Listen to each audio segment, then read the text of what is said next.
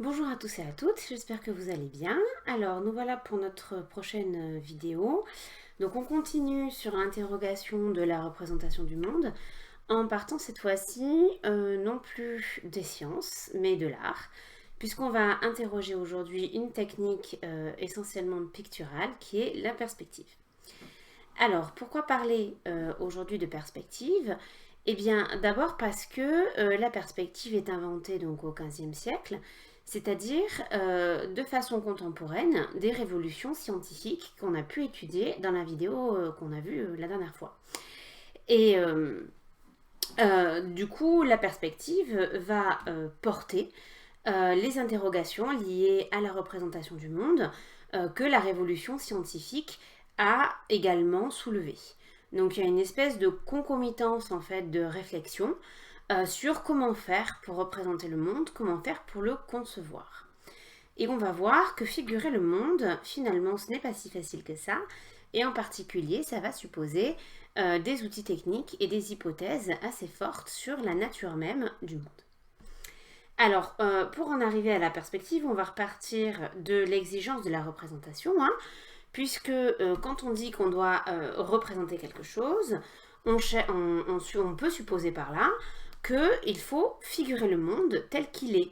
Ça, c'est l'exigence de la mimésis. Mimésis, ça veut dire imitation en grec. Et la question qui se pose, c'est de savoir si la mimésis constitue une reproduction à l'identique. En particulier, ça va poser deux questions. Tout d'abord, pourquoi une telle représentation? Donc, qu'est-ce que ça nous amène? Et ensuite, que veut dire représenter à l'identique? Comment est-ce qu'on va le faire? Donc tout ça, ça renvoie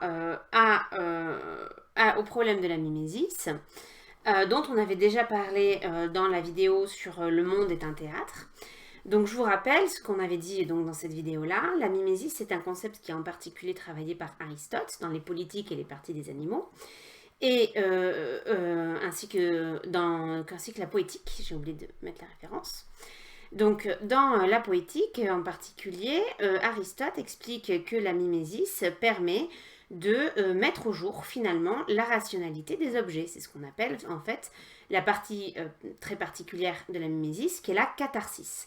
Donc la catharsis, c'est le fait d'enlever en quelque sorte, quand on reproduit quelque chose, c'est le fait que cette reproduction va permettre de ne s'intéresser qu'à la forme, à l'être réel de l'objet, et pas à tout ce qui vient perturber la compréhension de cet objet-là. Donc cette représentation cathartique suppose qu'il y a bien un changement entre ce qui est représenté et la façon dont on le représente. Ça ne veut pas dire que la représentation n'est pas fidèle, ça veut dire au contraire que la représentation révèle la rationalité de l'objet. C'est ce qu'on avait vu également dans le cas de l'anatomie, et en particulier dans la dissection. Quand je dissecte un corps, que j'en fais ensuite un croquis, eh bien je vais révéler son principe d'organisation et donc ce qu'il y a à comprendre de cet objet-là. Mais le problème, c'est qu'on va devoir se demander ici, qu'est-ce que ça signifie ça de mettre quelque chose au jour? Qu'est-ce qu'on met au jour?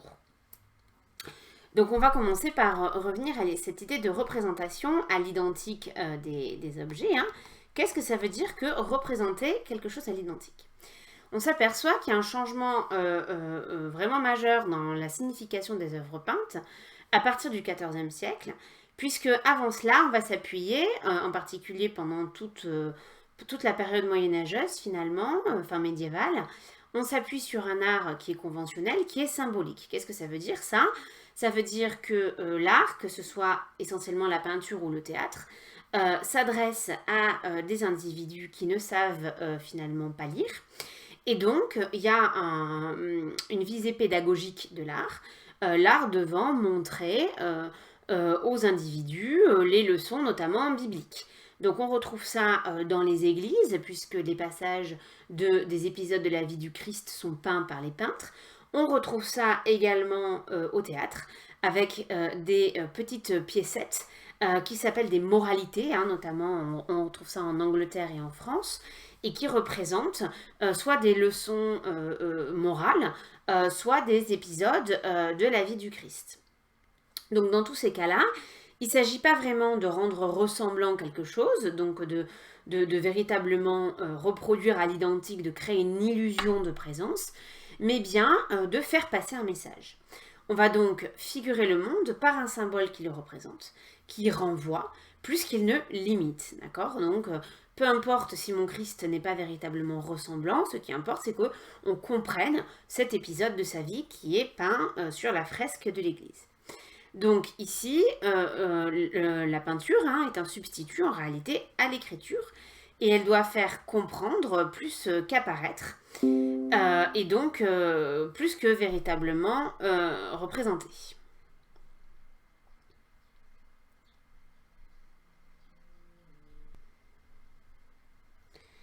Donc je vous montre ici, hop, excusez-moi, voilà, une fresque, c'est celle-ci, qui représente donc le partage des pains et des poissons, qui est un épisode biblique. Donc vous pouvez voir le principe et pas forcément ici de montrer quelque chose de totalement ressemblant, mais bien de faire comprendre cet épisode biblique-là.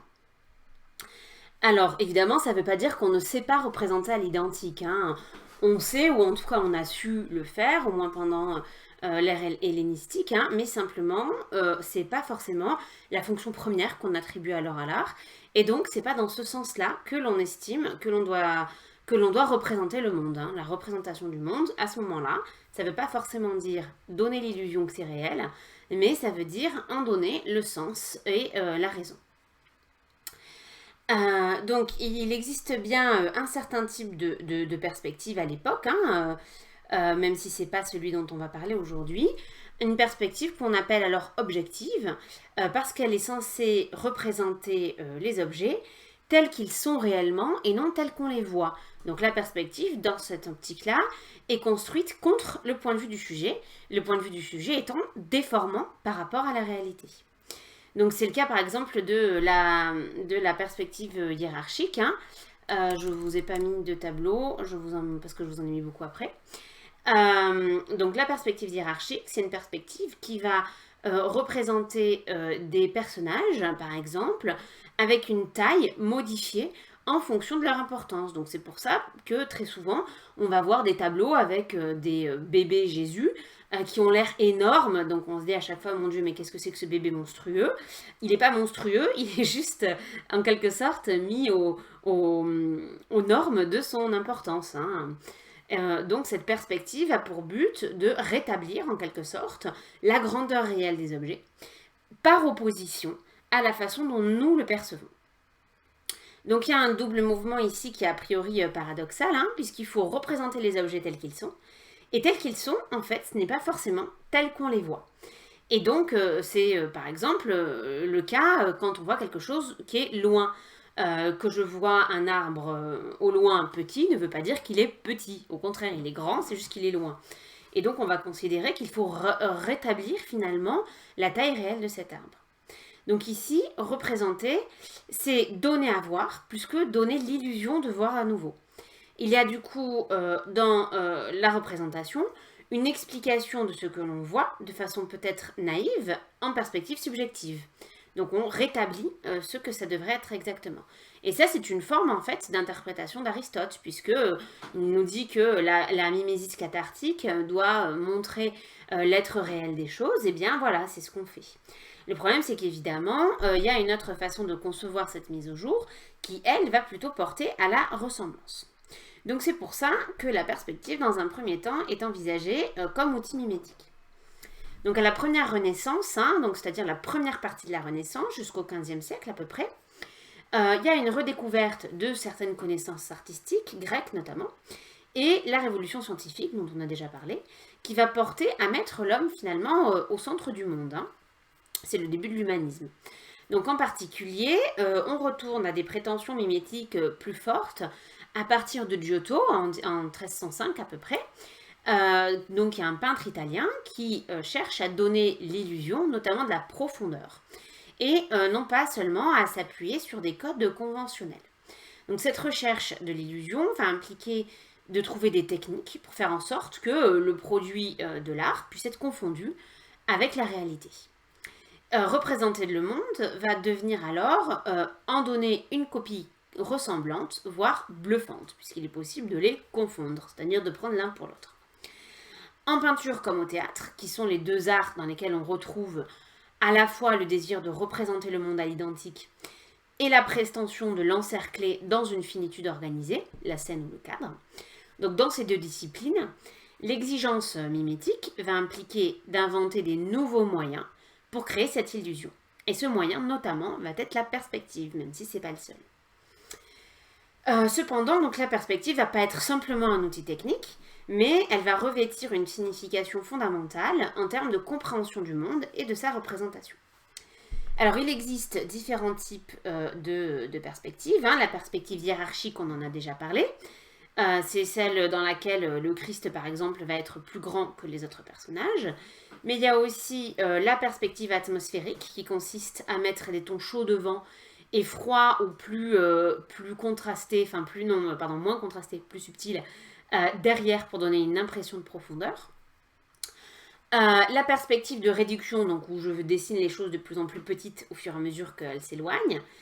La perspective chromatique, qui est à peu près la même que l'atmosphérique, et la perspective d'effacement, qu'on appelle aussi le sfumato, qui est notamment inventé par Léonard de Vinci, donc, ou en tout cas développé. Si on regarde par exemple ici la Joconde, que vous connaissez tous, si ça veut bien s'ouvrir, désolé. Donc la Joconde, ça instancie à la fois la perspective atmosphérique ou chromatique et le sfumato. Ça va finir par arriver, je suis désolée. Voilà, donc on voit que les tons chauds, donc le rouge, le marron sont sur le devant. Derrière, on a des tons froids. Et on voit également que sur le fond du tableau, là, les formes sont moins bien dessinées, comme si elles se perdaient dans un espèce de brouillard. Ben voilà, ça c'est le sfumato. Voilà. Surtout, ce qui va changer les choses, c'est l'invention de la perspective qu'on appelle linéaire ou géométrique. À ne pas confondre avec la perspective de réduction, puisque ça suppose aussi une réduction des objets au fur et à mesure qu'on les éloigne, mais on va voir qu'il y a quelque chose de plus dans la perspective linéaire. Donc cette perspective, elle nous vient en fait surtout de l'architecture, même si on n'en parlera pas aujourd'hui, et elle est développée notamment, théorisée, par Alberti dans le De Pictura en 1435 à Florence. Donc même si elle est un peu, on va le voir, déjà explorée avant par des peintres. Donc qu'est-ce que c'est que la perspective linéaire? C'est l'organisation de l'espace pour mettre en avant des rapports entre les individus, déterminer un ensemble de lignes qui seraient perpendiculaires au plan de vision dans la réalité et qui, à cause de la déformation perspective, prennent un sens oblique. Donc ce sont des parallèles qui convergent vers un point unique que l'on appelle le point de fuite. C'est-à-dire que le peintre va prendre sa toile et va dessiner des lignes qui, dans la réalité, seraient parallèles, par exemple des traits de carreaux, mais qui, pour donner l'illusion de la profondeur, convergent vers un point de fuite. Et donc très souvent, tout ça, c'est fait grâce à grâce au toit ou grâce aux carreaux. Donc je vous en donne ici deux exemples. Donc le premier, c'est la Sainte Trinité, la Vierge et les donateurs de Masaccio en 1425. C'est le premier vrai exemple qu'on ait de perspective. Et donc vous voyez ici que la perspective est rendue par les carreaux là au toit. On voit tout de suite qu'il semble converger vers un point de fuite. Ce point de fuite se situe envers le Christ. Donc évidemment, le point de fuite signale toujours l'élément le plus important du tableau. Sauf quand on fait exprès en fait de faire un contrepoint. Mais ça, on y reviendra. Et donc, elles convergent vers le Christ. Normalement, dans la réalité, elles devraient être parallèles, mais elles sont rendues comme ça pour créer cette convergence-là. Alors, un autre exemple avec l'école d'Athènes de Raphaël. Donc, on voit ici aussi que la perspective est donnée grâce à la combinaison de plusieurs lignes de fuite. Donc, on voit ici au niveau des colonnes. On le voit aussi au niveau du sol avec les carreaux, ainsi que par le mouvement en fait de certaines personnes du tableau, certains personnages, qui créent en eux-mêmes une ligne de fuite. Et donc ces lignes de fuite ici arrivent encore une fois au centre du tableau, où on voit Platon, et Aristote, qui sont en train de débattre et qui sont considérés comme étant véritablement les deux pères de la philosophie grecque. Donc là, la perspective donc, va permettre aussi donc on doit mettre en avant certains éléments du sujet, mais aussi va servir la narration, hein, puis si en la lisant par exemple de droite à gauche, ce qu'on voit ici dans les deux tableaux qui suivent, qui sont les épisodes de la vie de Jean-Baptiste de Filippo Lippi et une annonciation, dite l'annonciation du Prado de Fra Angelico. Donc si je mets ces tableaux-là, donc ça c'est les scènes de la vie de Jean-Baptiste, hein. Donc cette fois-ci, on a ici un point de fuite qui est par ici, mais qui est un petit peu trompeur, parce qu'en fait ce qu'on veut faire, c'est suivre des yeux Salomé, dont plusieurs épisodes de la vie sont retracés. Donc Salomé, qu'est-ce que c'était? C'était un personnage qui a vécu du temps de Jean-Baptiste, hein, donc de Jésus à peu près, donc au 1er siècle après Jésus-Christ, enfin, au 1er siècle. Donc Salomé était opposée à Jean-Baptiste parce que Jean-Baptiste avait critiqué le mariage de sa mère, et donc sa mère a demandé à Salomé de lui obtenir la tête de Jean-Baptiste. Donc elle a dansé devant Hérodote, qu'on voit ici qui était le roi de l'époque. Hein. Hérodote charmé lui dit demande-moi ce que tu voudras et tu l'obtiendras. Salomé demande sur les conseils de sa mère la tête de Jean-Baptiste. Donc on la voit ici recueillir la tête de Jean-Baptiste. Et ensuite on la voit présenter la tête de Jean-Baptiste à sa mère. Voilà. Donc on voit qu'il y a ici une narration donc, qui est un petit peu désordonnée pour le coup, afin de mettre en avant finalement la danse de Salomé. Mais bon, ça se lit quand même. Hein. Ici, de droite à gauche cette fois-ci, donc c'est l'annonciation de Fra Angelico, la mise en confrontation en fait de deux épisodes bibliques, donc Adam et Ève qui sont chassés du paradis, et la scène qui répond en fait directement dans la Bible à cette scène-là, c'est la scène de l'incarnation, c'est-à-dire le moment où Marie accepte de porter Jésus dans son ventre, et donc elle rachète finalement le péché d'Ève. Hein. C'est pour ça que souvent on appelle Marie la nouvelle Ève. Hein. Donc ces deux épisodes bibliques qui sont toujours en fait vraiment considérés comme étant le pendant l'un de l'autre. Et donc on a voilà l'avant et l'après avec la petite colonne là pour bien nous faire comprendre qu'il y a une fracture absolument gigantesque. Donc la perspective c'est un outil technique, c'est un outil narratif, mais c'est avant tout un changement de point de vue, puisque on l'a dit, on va changer le point de vue objectif pour un point de vue subjectif. Et ça, c'est paradoxal. Pour comprendre cela, il faut en revenir finalement au terme de ce que signifie objectif et subjectif. Donc objectif, ça veut dire de l'objet, hein, et précisément, ça ne veut pas dire universel ou vrai pour tous, comme on a l'habitude de l'utiliser. Souvent, quand on dit qu'on est objectif, ça veut dire qu'on est absolument vrai. En réalité, objectif, ça veut dire propre à l'objet. C'est une qualité de l'objet. Et donc ça s'impose au point de vue subjectif, qui est le point de vue du sujet. Hein. Subject, en anglais, c'est sujet. Et donc on pourrait avoir l'impression que adopter le point de vue subjectif, du coup, ce serait adopter un point de vue qui est propre à chacun, mais qui du coup ne donne pas la réalité de l'objet. Or, au contraire, ici, on va faire un mouvement inverse et dire que le point de vue subjectif doit être le nouveau point de vue sur le réel. C'est le point de vue du sujet qui détermine la vision de la réalité. Ce n'est pas une erreur que de donner le point de vue du sujet, parce que précisément, on accepte avec la perspective que le point de vue du sujet ne se confond pas avec la réalité. On sait qu'il ne s'agit que d'un point de vue.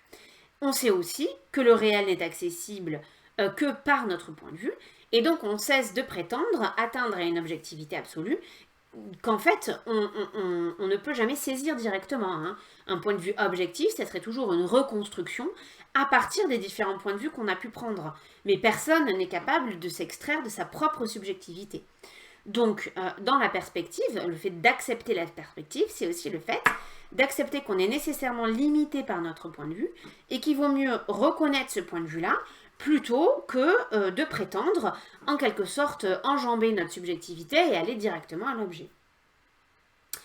Cela dit, on doit revenir nuancer un petit peu ce propos, puisque précisément, par la perspective, le réel devient accessible de façon plus précise que par notre seul point de vue, Parce que ce qui fait la vérité de la perspective, c'est qu'on la détermine mathématiquement.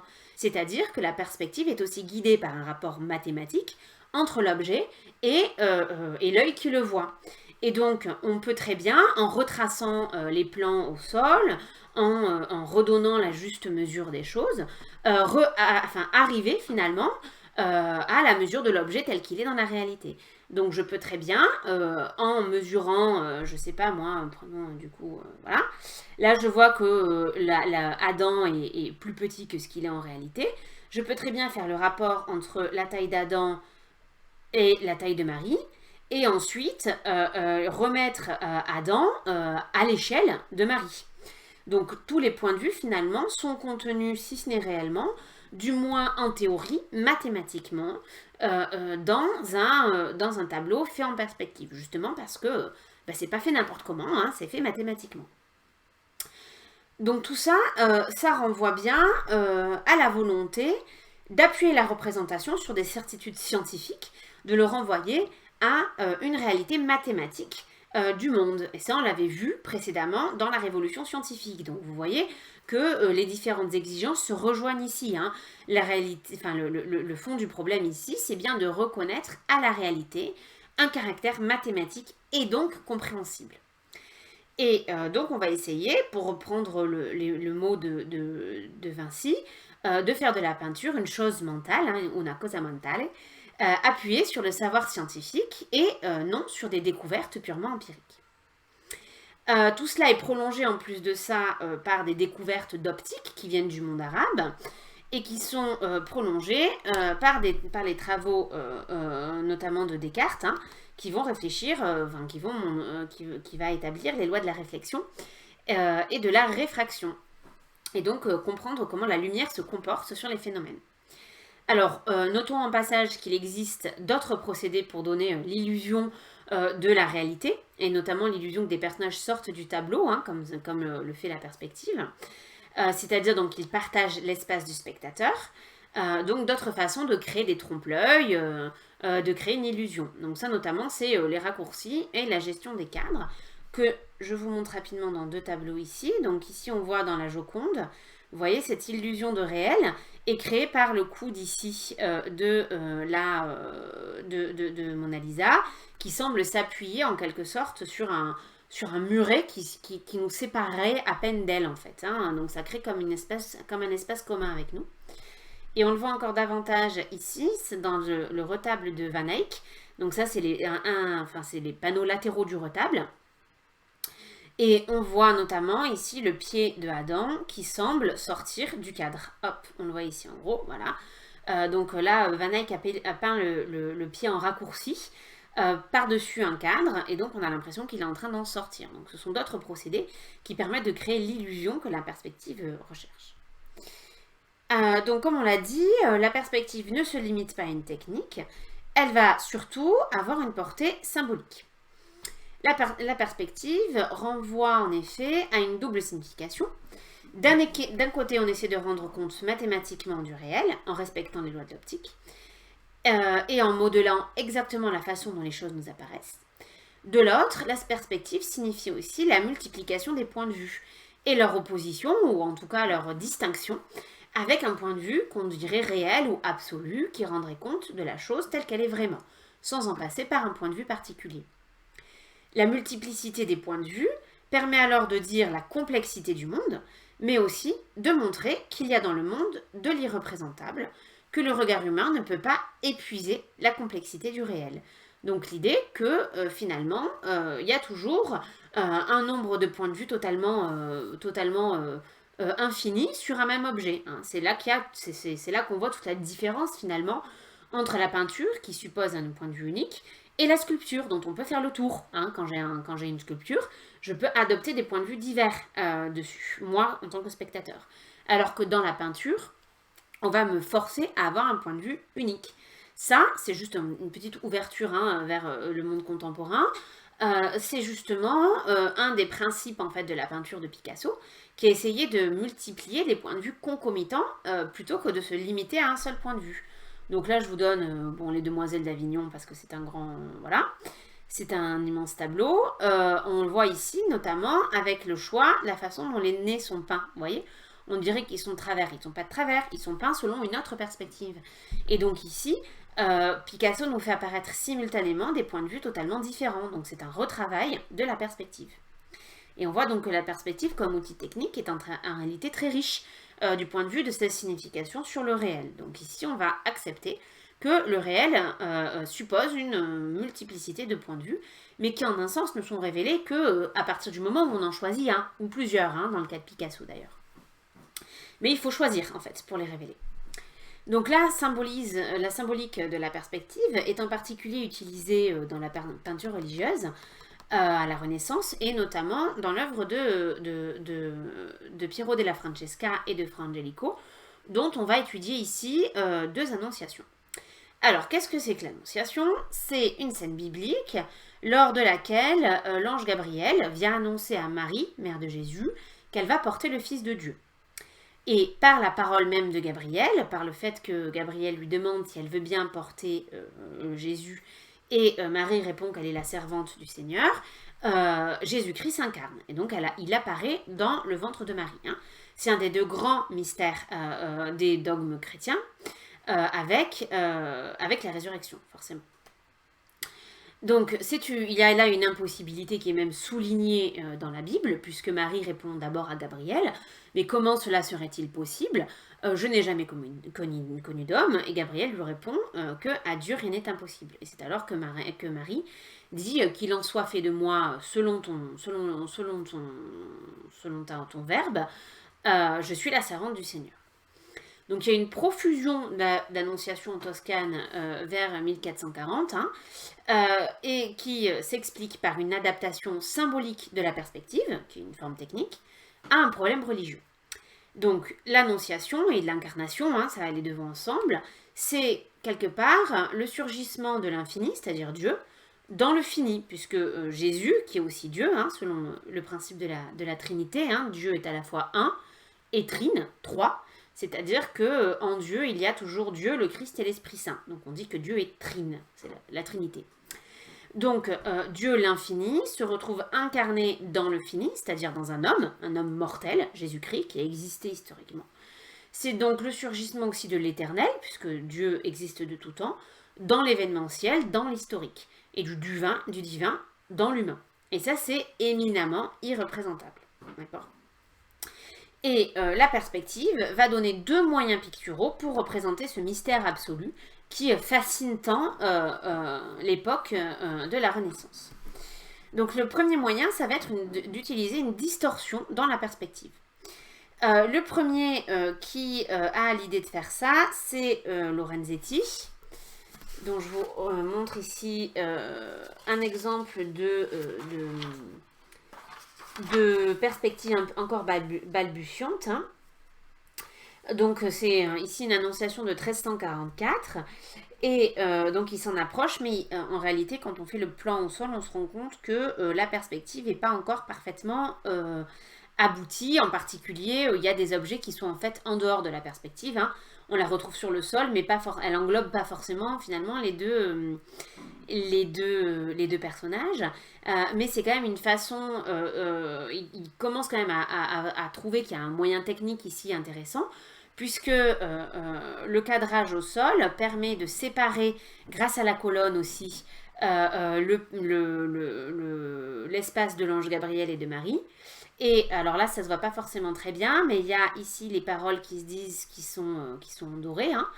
Et ça permet tout ça de figurer finalement le passage de l'Esprit Saint en Marie.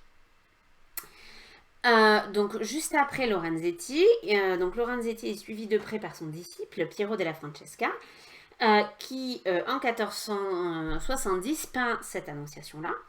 Et Piero della Francesca, lui, pour le coup, il maîtrise vraiment les mathématiques, hein, et donc il va dessiner cette annonciation avec une des premières vraies perspectives. Et il va notamment s'appuyer sur le travail des colonnes. Puisque vous voyez là, l'ange Gabriel et Marie sont encore une fois séparés par des massifs de colonnes, d'accord ?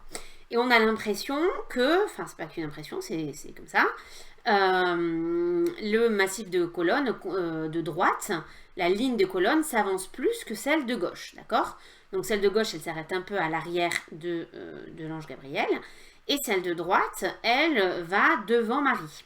Donc ça déjà, ça fait une impression un petit peu bizarre, on a l'impression que les personnages ne collent pas finalement avec la taille des colonnes, mais ça empire en fait, si on fait le plan au sol de cette perspective, on se rend compte qu'il y a ici, caché derrière ces deux colonnes-là, une autre colonne, comme si on l'avait oubliée par ici, là, et que nous, on ne voit pas, mais qui, en fait, est exactement dans le champ de vision entre l'ange Gabriel et Marie.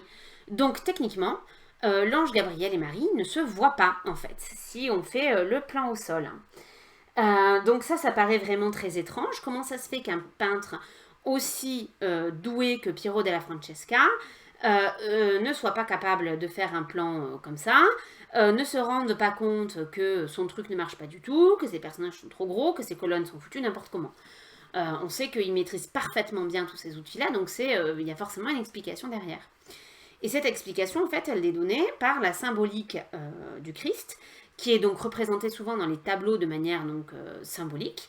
Et un des symboles principaux du Christ, c'est la colonne, puisque la colonne, ça fait le lien finalement entre la terre et le ciel. Donc ici, une des façons d'expliquer donc cette chose étrange, c'est que qu'est-ce qu'il y a entre l'ange et Marie? C'est pas une colonne en fait, c'est le Christ qui est déjà en train de s'incarner. Dieu est déjà présent et il est déjà en train de prendre vie en Marie. Donc il y a ici une distorsion dans la perspective qui permet de représenter quelque chose qui sinon serait irreprésentable et d'en conserver finalement le caractère mystérieux. Alors il y a un second moyen de la perspective qui est cette fois-ci donné non pas par une illusion, par une distorsion dans la perspective, mais par un choix de cadrage. Et cette fois-ci, on le trouve, on va l'étudier dans cette autre annonciation, qui est l'annonciation dite de Cortone, de Fra Angelico. Alors, je vous ai dit précédemment, la perspective, c'est un agencement entre des lignes de fuite. Mais pas seulement, c'est aussi un choix de cadrage, parce que sinon, il n'y a pas de centre, il n'y a pas de point de fuite si j'ai pas de cadre. Donc, c'est un choix de cadrage essentiel, puisqu'il va déterminer l'œil du spectateur, l'enchaînement narratif, et qu'on peut en jouer. Et c'est ce que fait ici Fra Angelico. Alors, il en fait de deux manières différentes dans cette annonciation. Tout d'abord, en jouant sur les colonnes. Vous l'avez compris, les colonnes, c'est un peu le gros truc important des annonciations. Et ici, qu'est-ce qu'on voit? Les colonnes de ce côté-là. Donc, c'est la même chose que tout à l'heure. Là, le Adam et Ève chassés du paradis. Et ici, l'incarnation. Donc, on passe de la faute à la base de l'Ancien Testament. Et ensuite, le rachat au Nouveau Testament. Et là, qu'est-ce qu'on voit? 1, 2, 3 colonnes. Et là, enfin, 1, 2, 3 arches. Et 1, 2 arches. Ça veut dire quoi, ça? Ça veut dire qu'on est passé d'un dieu trine à l'incarnation, à un dieu. Il y a Dieu, le Saint-Esprit, et Jésus qui est en Marie. Jésus, il n'est plus là, il est là. Et oui, c'est ça qu'on appelle l'incarnation. Autre point important dans le cadrage ici, c'est que, alors ça se voit pas très très bien parce que j'ai pas pu avoir de choses de peinture plus précise ici. Alors bon, là on voit pas ce qui est écrit, mais on voit qu'il y a écrit quelque chose. Vous voyez ici, on a le peintre Fra Angelico a écrit les paroles de Marie et de Gabriel. Donc qu'est-ce qu'ils disent? Normalement, Marie répond, donc c'est la phrase du milieu, Ecce ancilla domini, fiat mi secundum verbum tuum, c'est-à-dire, je suis la servante du Seigneur, qu'il soit fait de moi selon ta parole. Et on voit ici qu'il manque des mots, il manque fiat mi secundum, qu'on n'arrive pas bien à voir parce que le doré se perd sur le blanc, on le voit à peine. Qu'est-ce que ça veut dire ça? Ça veut dire quelque part qu'il y a la présence du Christ qui est déjà présente dans cette colonne-là. La colonne, encore une fois, permet de faire le lien entre la parole de Marie et la parole de l'ange Gabriel. Dernière histoire, c'est le problème du cadrage du fond, là, dans cette maison. Hein. Alors, il faut savoir qu'à l'époque, le rouge qu'on voit ici dans le rideau est une couleur extrêmement chère à avoir. Et la demeure dans laquelle Fra Angelico place Marie est plutôt modeste.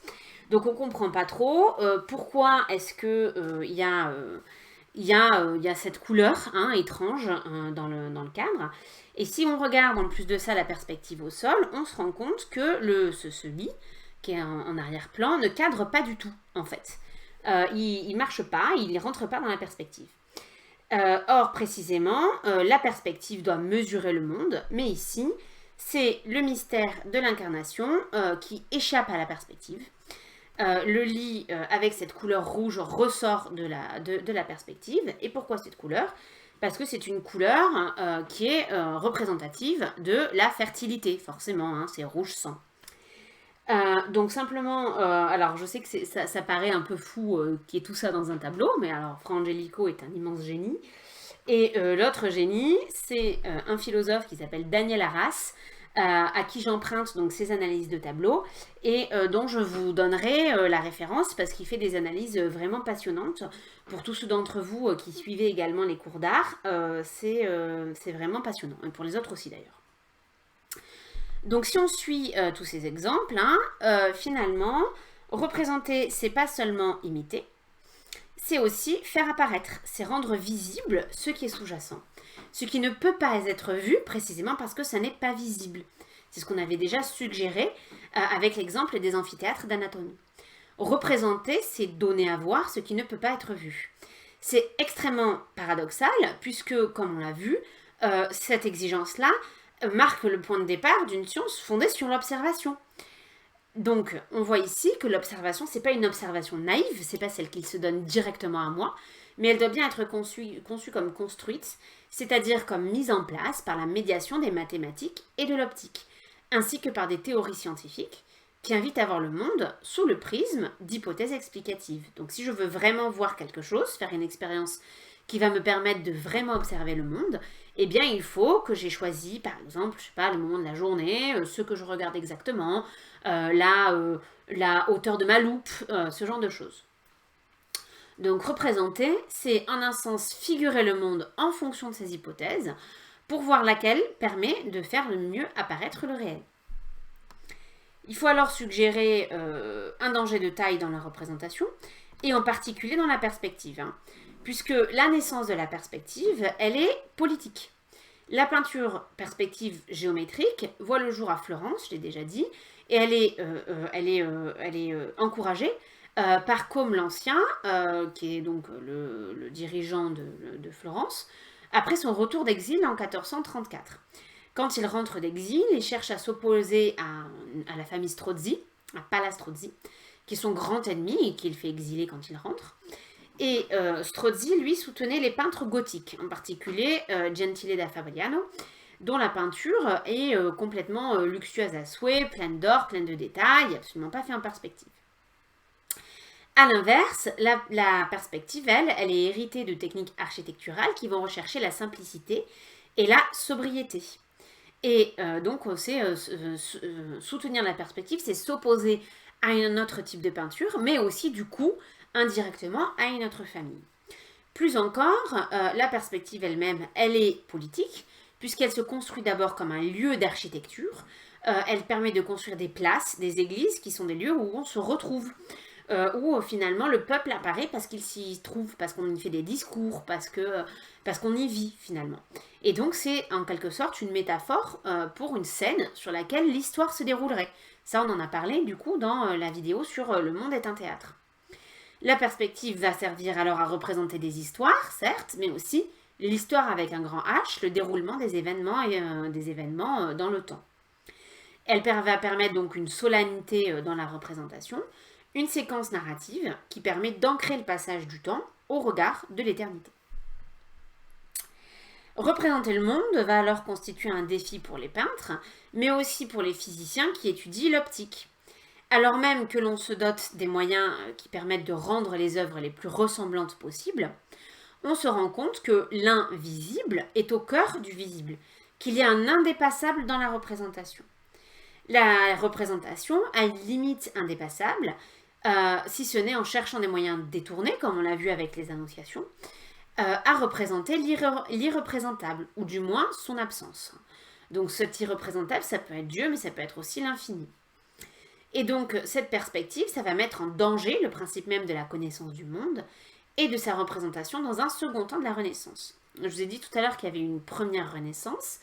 Il y en a aussi une seconde qui cette fois-ci est sceptique, qui accuse le coup en quelque sorte, notamment après 1595, qui est la date de la publication des thèses de Luther, pardon. Donc, XVIe siècle, on a la remise en cause de l'autorité catholique, de l'autorité du pape par la réforme protestante. On a la redécouverte de textes sceptiques grecs. Et tout ça va conduire à développer une philosophie sceptique, c'est-à-dire qui soutient l'idée qu'il est impossible d'atteindre une connaissance du monde. Et à ce moment-là, la perspective va permettre de dire ce doute quant à notre possibilité de connaître le monde, puisqu'elle va permettre de figurer l'illusion. Donc ça, on l'a déjà vu au théâtre, où finalement, on va considérer le risque qu'il peut y avoir à confondre le réel et son œuvre. Du coup, la perspective va dire deux choses. La première, c'est qu'elle va exprimer une certaine volonté de jeu, de mise en évidence de la complexité du réel. Et elle va jouer sur des illusions perspectives comme les anamorphoses, ainsi qu'on le voit par exemple ici dans les ambassadeurs d'Holbein. Donc on voit un truc un peu bizarre ici. Donc ici, quelque chose de tout à fait normal, voilà les deux ambassadeurs. Et au milieu, on a cette espèce de truc bizarre là, dont on ne comprend pas trop. Sauf si on prend une perspective par le haut, donc par ici, donc une seconde perspective, et on voit apparaître un crâne. Et donc ce crâne, c'est ce qu'on appelle un memento mori, c'est-à-dire souviens-toi que tu vas mourir, et qui vient rappeler au moment même où ces deux ambassadeurs se rencontrent que la guerre ne va pas tarder à éclater. Et donc que le réel est plus complexe qu'on ne pourrait y penser. On croit qu'on voit qu'on a ici quelque chose de totalement pacifique. En réalité, la guerre peut toujours pointer le bout de son nez. La perspective va aussi permettre de montrer qu'il y a quelque part une absence de point de fuite réel, qu'on n'arrive jamais à sortir de la perspective et on est toujours renvoyé d'une perspective à l'autre sans jamais pouvoir arriver à la réalité. Ça, on peut le constater dans le tableau de Velázquez qui s'appelle les Ménines, puisque en fait, ici dans les Ménines, le spectateur est à la place du sujet du tableau que le peintre est ici en train de voir, est en train de peindre, et tout le tableau est fondé sur un jeu de regard qui s'évite sans cesse, puisqu'on a ici le peintre et les jeunes filles qui regardent, donc c'est le roi et la reine, le roi et la reine qu'on aperçoit ici dans le tableau qui pourrait du coup en fait, c'est un espèce de jeu de renvoi permanent. Ici aussi cet homme au fond qui regarde vers le roi et la reine. Donc tous les regards ici renvoient les uns aux autres et on a un espèce de renvoi à l'infini des regards. C'est un procédé qui est aussi utilisé au théâtre, notamment par Shakespeare, donc par exemple dans Jules César. Donc c'est une pièce qui raconte la mort de Jules César et les conséquences politiques à Rome de son assassinat. Et alors même que la pièce s'appelle Jules César, on le voit très très peu. Il est présent peut-être dans 3 scènes sur une vingtaine de scènes. Et dans toutes les scènes, en fait, on va voir divers personnages qui sont dans des relations contrastées avec lui et qui vont nous apporter à chaque fois une perspective différente. Et donc, en fait, à la fin de la pièce, on a l'impression qu'on ne sait pas du tout qui est Jules César, parce que personne n'était d'accord. Nous, on l'a très très peu vu. Lui-même est décrit comme une espèce de mélomaniaque complètement barré. Et donc, finalement, Jules César nous échappe sans cesse. D'autant qu'il est lui-même totalement incohérent dans la pièce. Donc cette idée, elle est notamment développée par Panofsky, donc qui est un philosophe, dans un texte qui s'appelle « La perspective comme forme symbolique ». Et il développe l'idée que la perspective est une forme symbolique, c'est-à-dire que c'est une forme qui est un symbole, qui cherche à renvoyer à autre chose. Et cette autre chose, c'est quoi? C'est l'idée qu'on vit dans un monde où Dieu serait absenté, qui est livré à l'immesure de l'infini, mais un infini qui n'est pas divin. Et donc, son idée, c'est que ça permet de figurer des droites qui convergent à l'infini vers un point de fuite qu'elles n'atteignent jamais, montrant ainsi que l'infini n'est pas en Dieu mais sur Terre. Alors cette interprétation, aussi belle soit-elle, est aussi extrêmement contestée, puisque l'inventeur de la perspective, Alberti, était aristotélicien, donc il était totalement incapable de concevoir l'idée d'un univers infini. On a parlé de l'univers aristotélicien la dernière fois. Pour Alberti, le point de fuite, c'est bien le terme des lignes de fuite. Mais on peut quand même retenir cette interprétation de la perspective en l'appliquant cette fois-ci non plus au début de la Renaissance, mais à la fin de la Renaissance, dans laquelle il y a bien un changement de signification de la perspective au théâtre comme en peinture. On peut dire quelque part, et là je suis donc l'interprétation du philosophe dont je vous ai parlé tout à l'heure, Arras, qu'au cours du temps, la perspective change de fonction. Au XVe siècle, elle signifie un monde qu'elle construit, en tant qu'il est commensurable à l'homme, c'est-à-dire qu'il est dans une mesure comparable avec l'homme. La perspective s'appelle dans un premier temps commensuratio, parce que les dimensions sont commensurables. Et c'est seulement dans un second temps que la perspective va signifier la perte de ce monde et son caractère résolument irreprésentable. Par conséquent, il est bien indéniable ici que la perspective a une portée symbolique, c'est-à-dire qu'elle renvoie à autre chose que le sujet du tableau tel qu'il est figuré. La perspective, c'est un outil pictural qui nous permet d'exprimer quelque chose, de le signifier, alors même qu'on ne peut pas le représenter puisqu'il est irreprésentable. Donc elle va dire ici à la fois les limites de la représentation et la force de la représentation. En effet, il y a certaines choses qui ne peuvent pas être représentées, au sens où elles ne peuvent pas être reproduites ni à l'identique, ni selon leur forme réelle et rationnelle. La mimésis aristotélicienne n'est plus tenable à partir du moment où l'infini s'incarne dans le monde et n'est plus réservé à Dieu. Et pourtant, la perspective va bien être de ce désir d'exprimer le rapport de l'homme à l'infini, qu'il soit celui de Dieu ou pas, et que ce soit d'ailleurs en contexte aristotélicien avec Alberti ou pas après. Donc la perspective, c'est bien un moyen détourné qui permet de rendre compte de la présence de l'infini dans le monde et donc de conceptualiser cette mutation, cette révolution fondamentale dans la représentation du monde dont on parlait la dernière fois.